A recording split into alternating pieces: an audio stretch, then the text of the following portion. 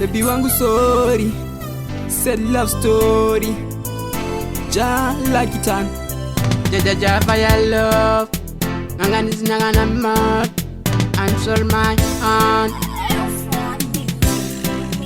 Pandisi na kutenga ngwanda pavale. Baby wangu akachema ndakambofungidzira kutamba. Baby wangu achichema pandisi na kutenga ngwanda pavale. Baby wangu akachema ndakambofungidzira kutamba. Baby wangu achichema akati kundishaya ine nguva nenguva, kanoda kuva neni ine zuva nezuva, kava kutoda kuterekera nditi kushamula, kunyange vabereki vacho zvichi vagumbura. Madiro acho akanondiita, aiwa ndiwo akanyanyisa, kanouya kwandiri kachinditipa, kuti rudo rwedu toda isi kutopasisa. Pandisina kutenga ngwanda pavale. Baby wangu akachema ndakambofungidzira kutamba. Baby wangu achichema pandisina kutenga ngwanda pavale. Baby wangu akachema ndakambofungidzira kutamba. Baby wangu achichema kamwana kakanaka kudarika tanaka ka 616 kauchine mukaka wegodo wandimaka wepafashi wandikaka. Kamwana kakanaka kudarika tanaka ka 616 kauchine mukaka wepafashi wandimaka wegodo wandikaka.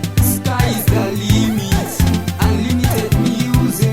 Pandisina kutenga ngwanda pavale. Baby wangu akachema ndakambofungidzira kutamba. Baby wangu achichema pandisina kutenga ngwanda pavale. Baby wangu akachema ndakambofungidzira kutamba. Baby wangu achichema akati kundishaya ine nguva nenguva, kanoda kuva neni ine zuva nezuva, kava kutoda kuterekera nditi kushamula, kunyange vabereki vacho zvichi vagumbura. Madiro acho akanondiita, aiwa ndiwo akanyanyisa, kanouya kwandiri kachinditipa, kuti rudo rwedu toda isi kutopasisa. Pandisina kutenga ngwanda pavale. Baby wangu akachema ndakambofungidzira kutamba. Baby wangu achichema pandisina kutenga ngwanda pavale. Baby wangu akachema ndakambofungidzira kutamba. Baby wangu achichema pandisina kutenga ngwanda pavale. Baby wangu akachema ndakambofungidzira kutamba. Baby wangu achichema pandisina kutenga ngwanda pavale. Baby wangu akachema ndakambofungidzira kutamba. Baby wangu achichema